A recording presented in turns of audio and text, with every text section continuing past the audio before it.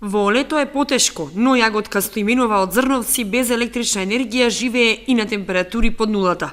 Смрзнува во своите 4 ѕида што ги има и под кои тече од разурнатиот кров. Таванот на куќата е срушен, а и собите се со земја. Стоименова е со нарушено здравје. Правена е операција од карцином. Мора да оди на контроли, но нема пари за пат до Скопје на клиниката за онкологија. Освен без струја, живее и без вода. Купатило нема, а ги нема ниту основните екзистенцијални услови за нормален живот. Чека и моли од институциите, како и соседите, да ја помогнат и да се смилуваат над неа. Собите са од која нема ништо, се е со земја, таваните са паднани. На доктор одам, болесник сам од карцином. Еднократна ми дава и тоа го сопроа, немам шо да јадам. Тука имам рчеди, подадат ме на чиничка, ако и остане нешто. И тоа јадам. Вчера дева, денеска немам шо да јадам, ако и престане нешто, тоа. Немам со шо да идам да се лечам.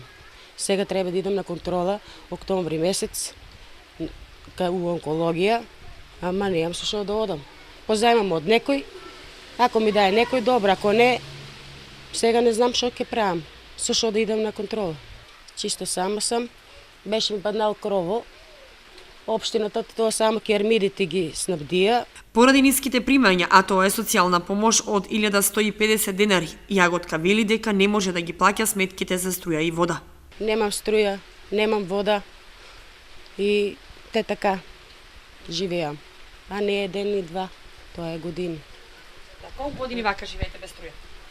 Па јас сум исклучена од 2007 година, па сама се прекучувах, морајќи па од 2008 па ме исклучија. И толку од 2008 неам.